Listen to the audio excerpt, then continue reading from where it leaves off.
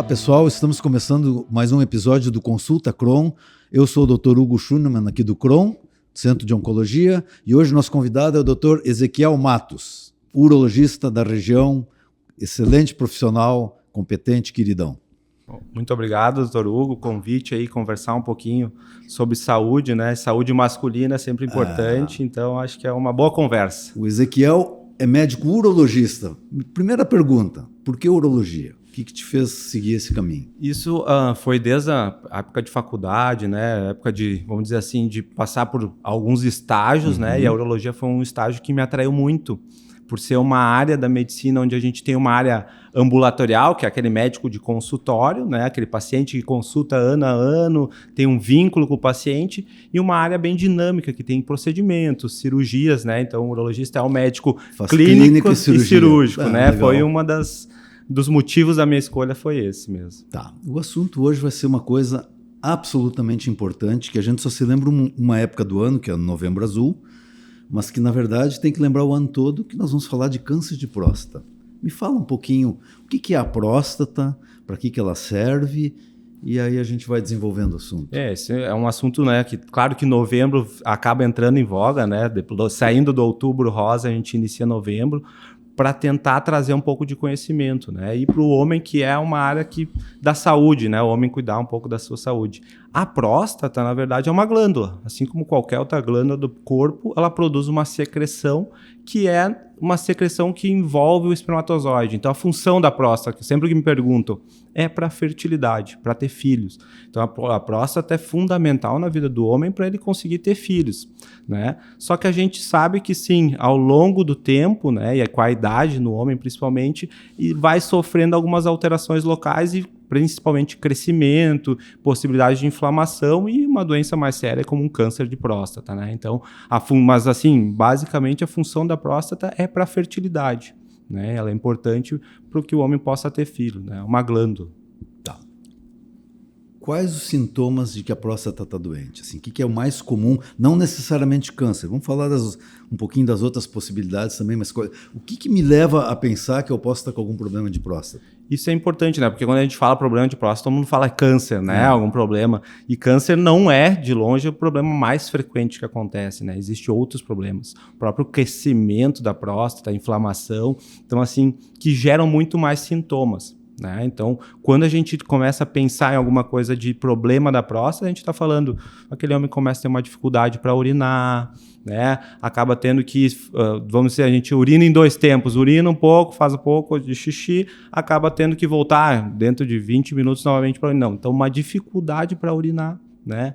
Algumas alterações, começa a acordar mais à noite, né, para urinar. E aí, claro, pensando em infecções, ardência para urinar, sangramento na urina é um sinal importante. São tudo sinais que a gente vê que o nosso corpo emitindo que é algum problema da próstata. Claro que quando a gente fala de câncer, inicialmente ele não vai dar nenhum sintoma, né? Então a gente, quando tem algum sintoma, seja sangramento, dor relacionado a um câncer na próstata, a gente está falando de alguma coisa mais avançada. Mas assim, inicialmente a gente não tem nenhum sinal e sintoma de algum problema na próstata quando a gente está falando em câncer, né? A gente está falando um quadro mais avançado. Por isso, o exame precoce para identificar lesões precoces. É isso aí, é fundamental a gente ter essa conduta, né? Por isso que a gente tem o Novembro Azul, para tentar trazer esse conhecimento, para não deixar, né? Porque o homem geralmente acaba procurando o médico quando tem algum problema, né? A mulher tem já sua rotina de exames frequente, o homem deixa, né? Vai só procurar quando está sentindo alguma coisa. É uma coisa que a gente vê no dia a dia. Os pacientes homens nos procurando quando já tem algum sinal, algum sintoma, alguma coisa está atrapalhando a rotina. E aí esse momento de a gente trazer informação que não deixar isso acontecer, né? Porque, como a gente estava conversando, o câncer inicialmente não dá nenhum sinal, sintoma. E aí é o momento ideal de a gente poder diagnosticar, fazer um tratamento mais precoce, com maior chance de cura. O pessoal que tem resistência a fazer o famoso toque retal alega que o exame de sangue, a dosagem de PSA, seria um substituto. Isso é verdade? O exame de sangue, né, uma proteína que a próstata produz, que é o PSA, né, esse o pessoal acaba conhecendo bastante, é um exame importante, né, foi um exame que é utilizado muito, né, para poder fazer um rastreio, né? Mas ele não é o único, porque a gente sabe que, infelizmente, nem sempre ele vai mostrar uma alteração significativa. A gente perde, muitas vezes, com o exame de toque, que é associado ao exame do PSA, o exame de sangue, uma acurácia, um diagnóstico mais preciso. Então, a gente se basear só no exame de PSA, a gente vai perder aí em torno de 10%, 15% dos casos de câncer que poderiam ser diagnosticados. Claro que não é a grande maioria, né? Mas é uma parcela importante, né? Então, a gente poder diagnosticar esse paciente com o exame de toque, que é um exame tranquilo, rápido de fazer, né? Apesar barato, não tem custo, né? Então, assim, é um exame muito prontamente utilizado na consulta, né? Tirando o tabu, que é uma coisa assim que a gente vê no dia a dia, né? O pessoal comentando, nas rodas de amigo, né? Algumas piadas, mas é um exame tranquilo, simples e um exame que nos ajuda muito, né? Quando utilizado de forma correta, por alguém treinado, ajuda muito para poder fazer diagnósticos tanto de doenças mais sérias, como câncer, até inflamação, crescimento. Ele dá outras informações também. A partir de que momento um homem deve procurar? Um homem que não tem sintomas nem história familiar. A partir de que momento ele deve procurar, buscar um urologista para fazer um acompanhamento da sua saúde masculina? Isso. Quando a gente fala de saúde, né, masculina, isso é uma coisa importante que até a Sociedade Brasileira de Urologia tem trazido também nas suas campanhas. Claro que a gente sempre vai falar do câncer de próstata. E aí a gente tem alguns marcos importantes, 45 anos para aqueles pacientes que têm algum fator de risco, seja um histórico familiar com algum câncer de próstata, um paciente afrodescendente também tem um risco um pouco aumentado. Então esses pacientes têm uma indicação de fazer uma avaliação a partir dos 45 anos. E a população geral a partir dos 50 anos. Né? Então, se orientaria para os homens, mesmo sem sintomas, a partir dos 50 anos, fazer um acompanhamento anual. Mas o que a Sociedade Brasileira de Urologia traz, e também ajudar junto nessa campanha, é que não é só o câncer de próstata, né? Que o homem deve sim fazer sua rotina e ter seus exames periódicos desde jovem, desde a adolescência, mais ou menos como que já é feito pelas mulheres, né? Então, assim, é uma coisa que a gente tem que trazer mais assim, para o nosso dia a dia, assim, que o homem tem que procurar saúde de forma regular, né? Isso desde jovem. Certo.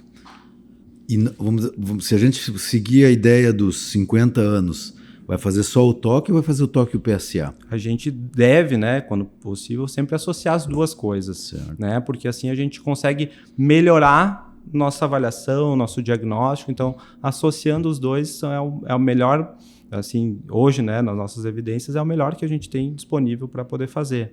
Claro que existe outras, porque hoje em dia tem novas tecnologias também entrando nesses diagnósticos de rastreio, a ressonância também, né, amplamente utilizada, mas ainda também num papel secundário, não inicial, assim, para screening, que seria o rastreio de forma geral. E quando a gente fala de câncer de próstata, qual é o universo? Quantos casos se trata por ano no Brasil? Tem áreas do Brasil que tem uma incidência maior do que outras? Se caso isso seja verdade, por que seria isso? Que influências tem? Isso assim, é um câncer, né? Se a gente for pensar o câncer de próstata, ele é tão incidente como o câncer, né? Proporcionalmente o câncer de mama para a mulher, né? Então, tirando o câncer de pele, é o câncer mais frequente da população masculina. A gente vai olhar no ano passado, é mais de 70 mil casos por ano de diagnósticos de casos novos de câncer de próstata. Então, é um volume bem importante. A gente tem uma variação ali por regiões, a nossa região sul tem uma incidência um pouco maior, mas assim, são critérios geralmente, vamos dizer, de hábitos genéticos, alimentares, assim, não tão bem estabelecidos, mas certo, existe alguma variabilidade sim. Mas a proporção é bem importante, né? 70 mil pacientes novos todos os anos é algo... E quantos desses morrem por ano? Quantos pacientes com câncer próximo? Mais ou menos, não precisa dar um... Felizmente não é a grande maioria, né? Certo. A gente está falando uma parcela, mas a gente tem em torno aí de pelo menos entre 12 e 15 mil óbitos ano. Então é uma proporção também de mortes quando a gente vai falar de câncer. Isso é uma proporção muito mais alta que da Covid, por exemplo, né? Pelo número de infectados e o número de mortes, embora o número de mortes tenha sido muito alto, mas se a gente pensar no universo de pessoas infectadas, não era nessa proporção. Não, por isso que é importante quando a gente fala diagnóstico precoce, a gente tem mais de 90% de chance de cura. É o que eu falo para os pacientes que vêm consultar ali, a gente fez um diagnóstico, paciente sem sintomas de inicial, eu dou toda a esperança, todo o apoio. É uma doença que com certeza a gente tem mais de 90%, 95% de chance de cura. E quando a gente fala de câncer, isso é uma taxa excelente. Sim. E quais os tratamentos que o urologista vai indicar? Ou quando que ele vai indicar e quando ele não vai indicar?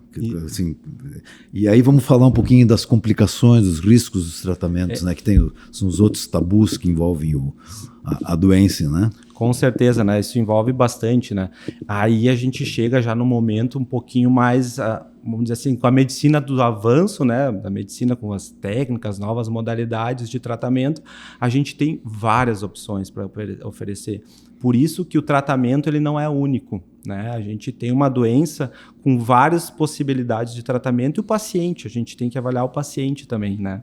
Então a gente usa vários critérios, tanto do paciente, idade, doenças, o tipo de câncer. Quando a gente fala câncer de próstata, uma coisa a gente tem que ter claro, não é tudo igual.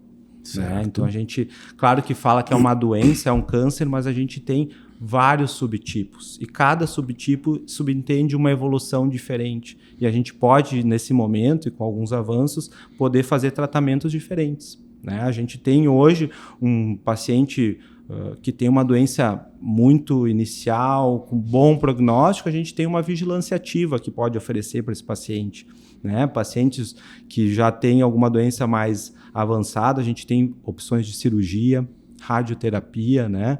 Então, são opções de tratamento curativos para o câncer de próstata que a gente pode oferecer para o paciente, né? Então, cada vez a gente fala, né, um tratamento para uma doença câncer, a gente tem alguns efeitos colaterais, como em qualquer tratamento que a gente está falando, né?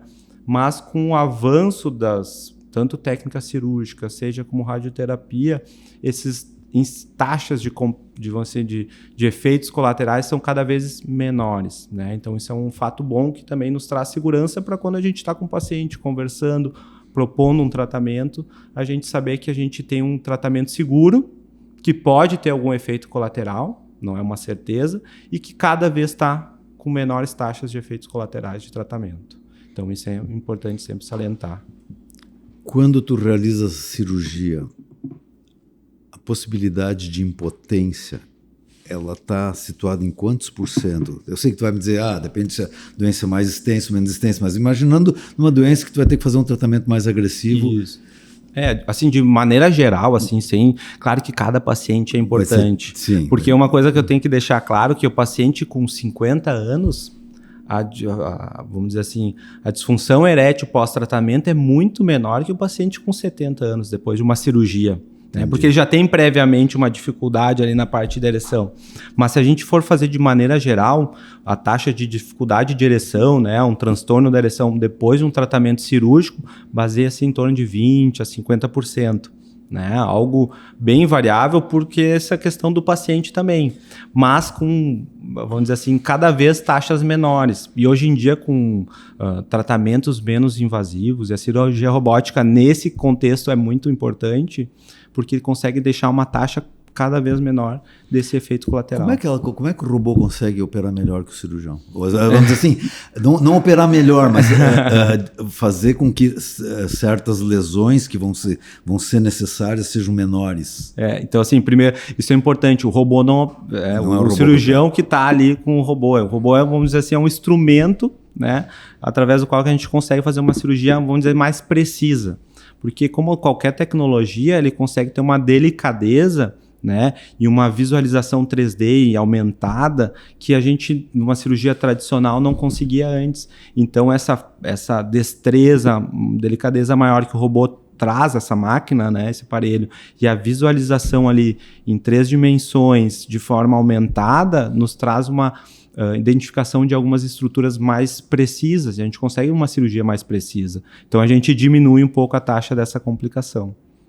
E uma vez que ela se instalou, isso não tem nenhuma forma de tratamento? Com certeza. Então, assim, quando a gente fala de tratamento e fala de algum efeito colateral, importante, outra coisa que a gente sempre acaba comentando, qualquer efeito colateral, disfunção erétil, a gente tem tratamento depois, né? A gente tem tratamento com medicação, injeções, cirurgias. Então, a gente, naquele cenário que acaba caindo naquela porcentagem que teve algum efeito, ainda assim a gente consegue melhorar, consegue recuperar, porque a gente tem tratamentos para esses efeitos colaterais. né? O controle da urina, que também é outro ponto importante, né? Que eu ia abordar que agora. a gente acaba, porque na cirurgia de próstata a gente mexe muito no canal ali da urina, né? Então a gente tem que fazer uma anastomose, uma costura ali. Então o controle da urina... A uretra prostática é tirada junto com a próstata. Isso, porque a próstata é bem na saída ali da bexiga, onde passa a uretra, né? O canal que a gente da urina. Então a gente tem que seccionar, cortar e novamente juntar, anastomosar. E esse processo ali pode mexer nessa parte do controle. Não é tão frequente de acontecer, mas é uma possibilidade, né? A gente sempre orienta. Mas mesmo nesse cenário, a gente sabe que tem tratamentos de melhor recuperar, né? Essa parte de controle da urina, né? Algo que a gente precisa. Na anastomose, na ligação que tu faz da uretra, tu levantas do pênis? Como é que é feito isso? Agora é curiosidade minha, assim. Na verdade, não, porque o que acontece? Tu acaba soltando onde tinha próstata, né? E a bexiga consegue descer novamente onde está a uretra, porque a bexiga ela é um órgão mais solto dentro da barriga, então a gente consegue levar a bexiga tranquilo aonde está o coto, e aí faz a tu consegue fazer a anastomose. Então a bexiga, por ser um órgão músculo, né, ele é bem mais maleável, a gente consegue fazer isso bem tranquilamente. Mas aí nós estamos falando de uma cirurgia feita via abdominal, né? Tanto, porque a via abdominal, né, que é a via de preferência, seja ela aberta ou robótica, as duas são os mesmos modelos aí de... Certo. E a ressecção via uretra, por dentro da uretra? Isso, aí a gente está falando de um tratamento para uma próstata crescida. Para hiperplasia, porque é uma outra doença frequente da próstata, que é o crescimento dela, que é uma doença que causa tantos sintomas, até mais do que uns sintomas obstrutivos, a pessoa não consegue urinar. Aí sim a gente consegue fazer cirurgia pela uretra, pelo canal que a gente diz, sem corte nenhum pelo abdômen ou barriga. É um procedimento bem pouco invasivo. Né? Então, e a gente não está tratando um câncer, mas uma outra doença também da próstata, que é o crescimento. Tá. E esse procedimento pode deixar incontinência urinária ou pode trazer impotência também? Daí não, a gente já não está falando disso. Isso é um procedimento, como a gente não retira a próstata, a gente consegue diminuir os efeitos colaterais, não dá, a parte de impotência não muda, né? E a continência praticamente não ocorre também. Né? Então são efeitos colaterais que para a cirurgia, quando a gente está falando de próstata crescida, não é o câncer, que a gente não tem esses efeitos colaterais, a gente consegue outras técnicas. E aí do câncer sim que é um pouquinho diferente, porque a gente tem que ser um pouquinho, a gente diz um termo oncológico, né? Retirar o tumor, que é o pilar inicial, né? Sim. Cura do câncer. Então a gente precisa ser um pouquinho mais abrangente aí na cirurgia. Tá, e quando é que tu vais mandar para radioterapia? Aí isso também é uma decisão compartilhada, né? A gente conversa com o paciente, explica como a gente está conversando aqui as opções de tratamento, né? Tem pacientes que têm alguma fobia, pavor ou não querem se submeter a uma cirurgia, porque é um procedimento que faz internado, um procedimento que exige um bloco cirúrgico, anestesia, então também é uma questão pessoal, né, do paciente que a gente conversa. E a radioterapia é ambulatorial, né? Um paciente que vai, apesar de são várias sessões, né? Então são métodos que a gente acaba discutindo com o paciente e também individualizando pacientes que têm condições de algum tratamento cirúrgico, a idade do paciente, são fatores que a gente sempre leva em conta quando vai ofertar um ou outro tratamento, né? Então a gente usa alguns fatores para poder definir qual o melhor tratamento para aquele paciente.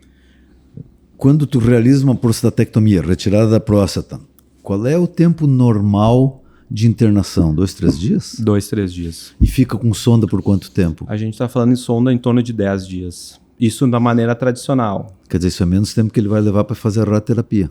Isso é uma maneira da técnica tradicional. Imaginando que deu tudo certo. Isso. E a cirurgia robótica a gente faz 24, 36 horas de hospital e 7 dias de sonda. Um pouquinho a menos do que uma cirurgia tradicional.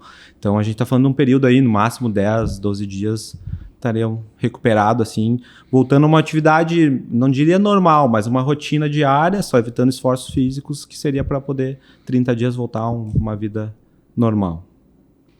Então é um procedimento que a gente consegue resolver, assim, digamos assim, tratar num curto espaço de tempo, assim. E o robô vai se popularizar, né? Sim, agora, ano que vem, a gente está falando da ANS, já colocou no hall ali, então a gente imagina ali, em torno da metade do ano que vem, vai estar os planos de saúde cobrindo também esse procedimento. Então, eu acredito que como qualquer tecnologia, existe um custo envolvido, né? Então, a gente sabe que é um alto custo, mas que aos poucos vai ficando menor por se tornar mais, vamos dizer assim, mais frequente e os planos e vai se agregando na nossa. E para ti, como urologista, é muito diferente operar com robô, operar. Vamos dizer assim, se eu fosse urologista, eu precisaria fazer todo um treinamento, um tempo de treinamento? Ou Sim, não, sim. olha só, funciona assim, pega aqui com cuidado não, e... Então... Né? Foi, pronto. Isso, não, isso na verdade, assim, isso é um treinamento à parte, né? A cirurgia robótica, ela, apesar de já existir há alguns anos, né? Ela mais, assim, vamos dizer, disponível no nosso país não faz tantos anos assim. Então, a gente acaba tendo que fazer treinamentos. A gente faz, como na medicina, a gente acaba fazendo residência e depois da residência eu tive que fazer um treinamento, é uma pós-graduação, que para poder ter vamos dizer assim, esse aprendizado, né? Como qualquer novo aprendizado e nova tecnologia, a gente tem que fazer cursos, aperfeiçoamentos, treinamentos para poder apto a poder realizar o procedimento. Então, é um treinamento que é feito, vamos dizer assim, após a formação do urologista ou de qualquer outro cirurgião que vai utilizar essa nova técnica, precisa fazer um treinamento pós sua formação, né? Então, assim que acaba conseguindo ter essa possibilidade aí de cirurgia. Mas como qualquer outro tratamento, técnica, ou vai sendo tecnologia que vem nova, a gente faz cursos, aperfeiçoamentos para poder utilizar. E as prostatites? Já que nós estamos falando do homem, vamos sair só um pouquinho, talvez podemos voltar depois para a próstata, para falar um pouquinho do câncer, mas a prostatite, hein, que é uma coisa que incomoda muito as pessoas depois de uma certa... incomoda com alguma frequência as pessoas de uma certa idade. Por que isso acontece? Como é que maneja isso? Isso que o homem que já teve prostatite, ele já tem, vamos dizer assim, um pavor, né? Porque um amigo que terminou na UTI então, porque ele fez uma sepse por prostatite. Prostatite é uma infecção da próstata, Sim. né? E é algo bem comum. E aí a gente está falando de uma população, um homem mais jovem, né? Porque a gente tem, que a gente estava comentando, a uretra, né? Que é o canal do xixi, passa no meio da próstata, né? E a gente tem bactérias no nosso genital, no pênis, que podem porventura entrar e dar uma contaminação na próstata e dar a inflamação, que é a prostatite. E aí a inflamação na próstata são inflamações geralmente sérias, né? Dá muito sintoma, dificuldade para urinar, o paciente tem febre, pode parar na UTI, como o caso do teu amigo, não é, vamos dizer assim, pouco frequente, é uma coisa que é uma infecção bem séria, né? Então a gente sabe que as causas geralmente são multifatoriais, seja da própria imunidade da pessoa, hábitos, urinar, alguma predisposição prévia para alguma disfunção ali na parte miccional, de fazer xixi, tudo isso pode facilitar aquele homem ter uma infecção, né? Alguns pacientes, alguma viagem longa, muito tempo segurando, algumas exposições até sexuais, né? Uma infecção transmitida pela relação, podem facilitar essa não infecção. Necessariamente uma doença venérea, sexualmente transmissível, né? Não, isso é pela própria relação normal. A gente tem contatos com bactérias. O nosso corpo é cheio de bactérias, né? Um ambiente. Então, isso tudo pode, porventura, infectar o canal e a porta de entrada ali para a próstata. E aí, uma vez que teve, dá todos esses sintomas, né? E o problema, principalmente desses pacientes, que eles ficam já temerosos, porque os sintomas são agudos e agressivos, é que tem uma taxa de recorrência, né? Então, eles podem ser acometidos novamente, às vezes alguma cicatriz, então eles já ficam bem receosos. Algum paciente já teve 1, 2, 3 vezes, então eles ficam bem receosos e gera bastante sintomas, assim. Não é algo bem... Uma vez que teve, não esquece, né? Ao longo da vida, assim, é algo bem marcante, assim, os pacientes acabam relatando. Mas o tratamento é antibiótico? Antibiótico. Na grande maioria das vezes, se tratado inicialmente, a gente consegue uma boa taxa assim, de cura e de resolução. No domicílio, digamos. Isso, sem precisar. Claro, casos graves, ou às vezes não consegue mais urinar, e tem que ser hospitalar, né? Um tratamento mais com medicação endovenosa, mas assim é raro, são casos de exceção. Na grande maioria das vezes, em casa, tratamento antibiótico oral consegue uma boa resposta. Nossa, que interessante isso. Não. O paciente que já teve 2, 3 vezes ou que já tem ficam bem marcados, assim, pacientes ficam bem receosos. Na verdade, a gente não costuma dar muita, vamos dizer, importância ou dar menos importância, mas os sintomas urológicos, vamos lá, cálculo renal, eu sei porque eu já tive, né? Tu sobe a parede. cara que faz uma retenção urinária, o cara quer urinar, tá com a bexiga cheia e não consegue. Sim, Tem que enfiar uma sonda nele, sabe? São coisas extremamente dolorosas, angustiantes, né? A gente costuma tratar assim, não, aquilo ali é tipo assim, sabe? E não é, mas né? é que a qualidade de vida, né? O paciente não consegue ficar em casa, então é uma maior frequência nós ir no pronto-socorro, pronto-atendimento, chamadas por casos assim, pacientes que acabam uma demanda espontânea que não aguentam ficar em casa com medicação. Imagina sem conseguir urinar, não consegue, fica 4, 5 horas, acaba tendo que procurar atendimento. São algo que não, são dores que a gente não consegue tratar fora de um hospital, né? Então a gente no nosso dia a dia acaba vendo uma frequência bem importante, assim. E o pronto-socorro, os pronto-atendimentos são, e essa época de verão ainda mais, né? Então cálculo, quando a gente fala verão, então a gente acaba tendo uma frequência bem alta, assim, de pacientes pronto-socorro. Cálculo, nós vamos ter que fazer um programa extra, porque isso é um assunto... Não, é algo bem... E o que melhorou nos tratamentos, voltando agora para o câncer de próstata, o que mudou assim que tu no tempo que entre completar a tua formação e agora, que tu já percebe, além da robótica, né, que eu acho que é um divisor de águas, tanto para complicações cirúrgicas como para praticidade, né? Menos tempo de hospital, menos tempo com sonda, fica tudo aparentemente melhor.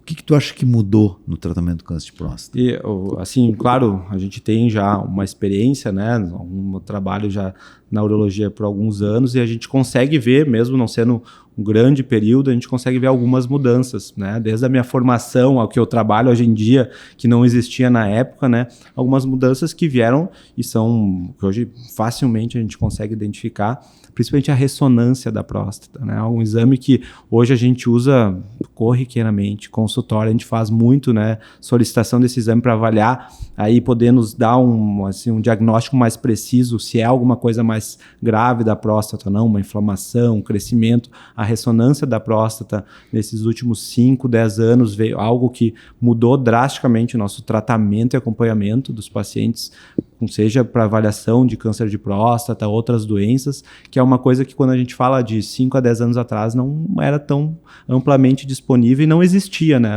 Fazia ecografia. né? Fazia ecografia. Então isso é um exame que veio e que o Brasil aí, vou te dizer, é o pioneiro, né? Quando a gente fala de ressonância, né? A gente usa mais a ressonância que os americanos. Então a gente consegue... os melhores trabalhos acabam incluindo o Brasil, porque a gente tem ele é mais disponível, né? A gente consegue uma utilização mais ampla, assim, da ressonância, então a gente tem bastante, assim. Então é um exame que marcadamente auxiliou muito, tanto no diagnóstico, como acompanhando o tratamento, avaliação de outras doenças da próstata, é um exame importante, assim. Então acho que é uma coisa, um marco, assim, que eu vejo, assim, no dia a dia, na rotina, assim, do início da minha formação a hoje, a gente vê bem mais disponível, consegue usar ele mais frequente. Então a ressonância é um ponto importante. Fatores de risco. Me fala alguma coisa. Tu falaste de família, né? Casos na família, que mais? E afrodescendência, e tem outros? É o que a gente fala assim sempre quando fala de câncer também, a obesidade tem uma relação também com a parte de, não só de próstata, quando a gente fala de obesidade, a gente está falando... Tem 15 ou 16 tumores que já está bem confirmada a relação de obesidade com a doença. Então a gente também tem uma correlação ali, né? A gente... Então, não só para a próstata, para várias doenças, então é uma pandemia, a obesidade, é algo que também acaba aí trazendo prejuízo, né? Mas os fatores principais, quando a gente vai citar, é a história familiar, né? Parente de primeiro grau, pai, né? Isso é uma coisa que a gente tem que ter em mente, né? Porque o paciente chega, meu pai teve um câncer de próstata, então é um sinal importante de alerta para orientar esse paciente, fazer uma avaliação mais precoce, ter uma rotina mais frequente, e não é o que a gente vê no dia a dia, né? A gente acha, como um familiar teve, ele vai estar mais atento, não. Ele foge, né? O medo, às vezes, então isso é uma coisa que é importante a gente sempre se alentar. Não é porque teve algum desfecho ruim que a gente às vezes tem que ficar com medo. Não, a gente tem que fazer os que precisa, diagnóstico e poder tratar, né? Não é fazer o exame que vai dar a doença para o paciente. O exame vai fazer...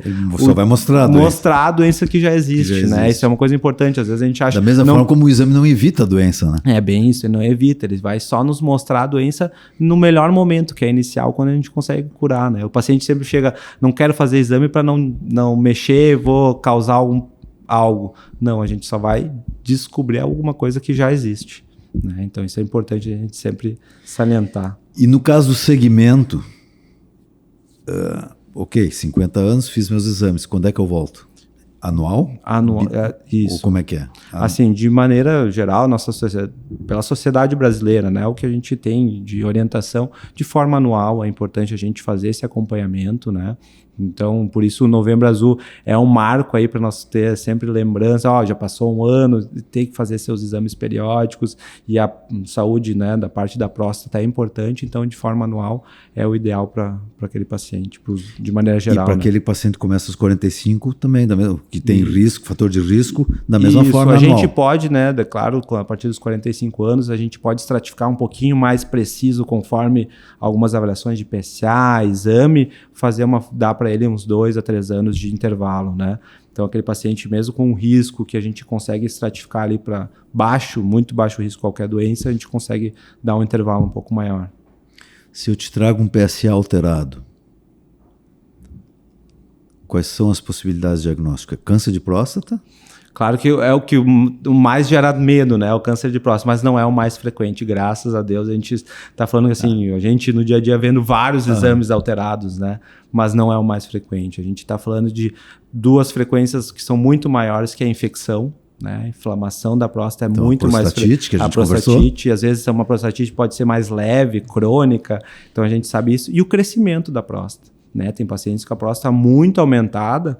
Quanto maior a nossa próstata, mais, vamos dizer, se essa proteína, o PSA, vai ter no sangue. Então, quanto maior a próstata, maior vai ser o PSA. Então, são outros achados aí que uma alteração no PSA mais frequente do que o câncer, né? Então, no dia a dia, a gente vendo exames alterados, não é o meu primeiro pensamento, é um câncer, né? Então, a gente tem que pensar infecção, crescimento da próstata. Claro que o câncer está sempre nesse pensamento, mas não é o mais frequente, né? De longe, o mais frequente, com certeza não.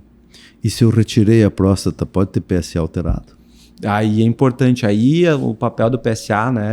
A gente tem aí com o pessoal da oncologia... A pergunta não é por acaso. Né? Sabe muito bem, assim, é importante, assim, depois de qualquer tratamento oncológico, é o segmento.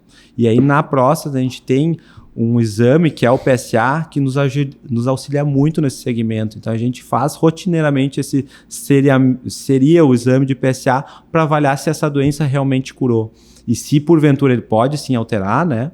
E se porventura ele altera, é um indício, um sinal que essa doença pode estar recidivando, voltando, né? Então, mas de maneira, qualquer alteração ele já pode identificar com o exame de sangue. Então, é um exame muito importante, né, para qualquer paciente que tratou um câncer de próstata, é o segmento. E o segmento PSA no câncer de próstata é importantíssimo, consegue diagnosticar qualquer, vamos dizer assim, recidiva muito precocemente. A família tem algum papel nisso tudo que tu me falou? Com certeza, sim, porque a gente está falando de homem, né?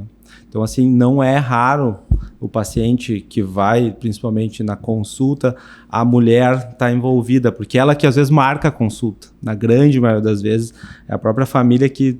Né? Então, quando a gente está falando tanto no sexo masculino para marcar consulta, buscar exames, a mulher auxilia muito, né, o homem nesse processo. E na parte de qualquer doença, câncer, né, a gente está tratando, seja de próstata ou outro, a família precisa estar junta, tanto para apoio, para aderência do tratamento, né? Então é importantíssimo esse apoio da família. E no homem, né, apesar de ele ter essa, vamos dizer assim, estereótipo de ser autossuficiente, do que não se demonstrar nenhuma fragilidade, ele precisa bastante do apoio da família, principalmente para ter essa aderência, fazer o tratamento, fazer os exames, né? Então, geralmente, quando eu tenho um paciente que teve alteração em PSA, vamos precisar fazer uma biópsia, começa a relutar, o exame de sangue até ele faz, mas a biópsia, não vou fazer, não precisa, e aí sim a família é importante, tá junto, a esposa, a família, filhos, que aí acabam dando força e sim seguindo essa avaliação e a gente consegue fazer todo o tratamento que precisa. Tem mais alguma coisa que você... tu deu uma aula tão rápida e brilhante aqui. Tu terias mais alguma coisa para falar que a gente talvez não tenha abordado, que tu lembre? Não, acho que a gente chegou a comentar um pouco, mais assim para tentar ver, né, trazer essa a parte, vamos dizer assim, o homem buscar, vamos dizer assim, cuidados da sua saúde, né? Porque não é uma coisa assim... Sabe que a minha ideia é falar sobre os outros, né? Falar sobre bexiga, sobre rim, sobre testículos, tudo é importante, porque realmente a gente fala pouco, né? E tu vê, assim, até os meninos, né? Assim, a gente tá falando de o adolescente, né? A gente tem uma frequência de adolescentes consultando, mas é muito pouco. E assim, quando eles chegam na consulta, eles já pesquisaram tudo. Hoje em dia, internet, chat GPT, só que traz informações, sim, assim... Tá mais atrapalhando do que ajuda, isso, né? Com certeza. Ainda mais um adolescente eles vêm que já vem numa fase de alteração. Então, assim, é importante a gente, sabe, ter essa... Porque a menina vai no ginecologista. Sim. Então, já dá uma orientação, porque né? Porque ela já vai porque ela pegou o Google melhor, que era a mãe dela, e a mãe dela fez ela ir, sim, né? Às vezes vão até no mesmo ginecologista, e aí tem as coisas esclarecidas, tem uma preocupação... A menina, a mãe, e a menina tem a preocupação da não gravidez, né? Isso. Então já tem toda uma... E aí já faz toda a prevenção das outras coisas. E o menino não, né? Não, daí o menino não muito antes, pelo contrário. E vou dizer, geralmente quando o menino traz alguma coisa para os pais, né? Porque já pesquisou, tá muito angustiado, que gerou um período de angústia neles, foi grande, né? Porque pesquisa, seja doenças que é facilmente uma fimose, né, uma doença do testículo ali, às vezes um nódulozinho que ele tá não sabe se é algo normal ou não, então assim, já tá muito angustiado, ele só leva depois de tempo, então já sofreu, né, o adolescente fica sofrendo, angustiado sozinho, então é importante ter essa orientação, sabe, a gente vê isso que ajuda bastante, assim, quando eles perguntam, né, então a gente vê, apesar de não ser tão frequente esse consultar. Já que tu tocasse nisso, uma pergunta. As doenças sexualmente transmissíveis, vamos aproveitar que nós estamos falando aqui, tu tens visto muito isso? Tem chegado muito no...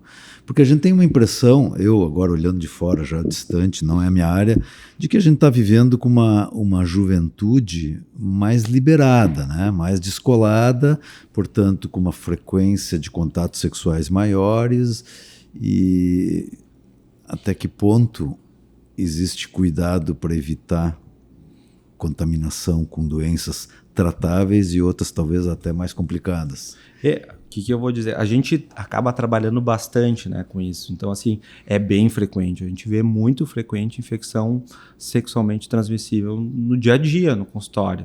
Seja uma gonorreia, né, que é uma infecção que dá bastante sintomas no homem, né, HPV, né, isso é uma outra coisa que é muito frequente. Lesão por HPV, né? Claro que eu acabo tratando mais o sexo masculino, lesão genital, mas a gente trata semanalmente vários casos. Então, assim, é uma coisa que ainda é bem frequente, sabe? Uma coisa que com vacina, que tá aí de graça e tanto que eles liberaram a vacina, né? Não, tá aí para adolescente, né? Sim, porque a taxa de aderência à vacinação é muito baixa no sexo masculino, então menor ainda, assim. Então, assim, e a gente vê lesão por HPV mais do que 3, 4 vezes por semana, com certeza.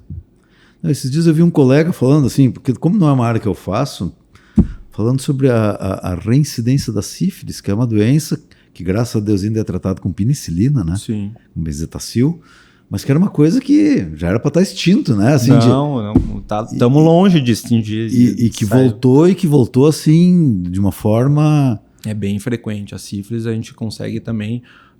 tem, por causa da lesão inicial da sífilis, a gente vê de forma bem frequente também. Geralmente é a população mais jovem, né? Mas também tem de mais idade, mas é frequência Mas alta. Preservativo esse pessoal não conhece. Não. Isso parece que é um pouco foi, não sei, o pessoal acaba jovem, acaba não tendo, né, medo, sim, acaba se expondo e situações assim, olha, que a gente vê no dia a dia uma taxa de frequência bem importante, assim. Então, o jovem, essa coisa da infecção sexualmente, apesar de às vezes a gente achar, não, deve estar controlado, com certeza não. A gente no consultório, no dia a dia, acaba vendo com uma frequência bem alta mesmo. Semanalmente, com certeza, vários casos. Mas que triste isso. Então, Claro que a sífilis não é algo mas não é também todo dia, mas Tá, assim, mas, sim, mas o fato de uma doença que devia estar... Não devia existir mais, né? Né? Porque, por um lado, por ser fácil de tratar, né? Fácil, usando um antibiótico lá de primeira geração, penicilina, né? Sim. Mas, enfim, né? Isso mostra muito a falta de cuidado, assim, tanto de rotina de será exame. que está faltando orientação para o uso de preservativo? Será que a gente tem que trazer uns adolescentes aqui para perguntar se eles usam, por que não usam? Eu digo isso porque eu fui um adolescente, um jovem, com o advento da AIDS, né? Então, assim, havia uma preocupação. E aí, com isso, o preservativo era, sabe, era uma regra, né? E parece que isso não é mais uma regra. Eu acho que isso aí, como já passou o tempo o pessoal começou, parece que perdeu medo, né? Só que não existe ainda e Sim, parece existe, que deixaram de continua cuidar. Sendo, e na verdade tu te protege de todas as doenças. De todas né? as doenças. E vou te dizer assim, o uso do preservativo a taxa bem baixa, assim, porque vendo essas infecções, tu sabe se o paciente está usando ou não, então a gente vê que realmente a taxa cada vez não está longe daquilo que a gente imagina que seria o ideal para a população. Então tá. Ezequiel, terias mais alguma coisa que tu gostaria de dizer? Não, só agradecer ali o convite aí. Cara, eu acho que foi uma conversa muito legal, eu espero te ter outras vezes aqui, porque como eu te disse, a ideia é ampliar essa conversa, trazer dúvidas, nós vamos fazer alguma pesquisa, alguma coisa para sentir o que faltou dizer nos programas e talvez convidar os colegas de novo para dar uma continuada no assunto, né?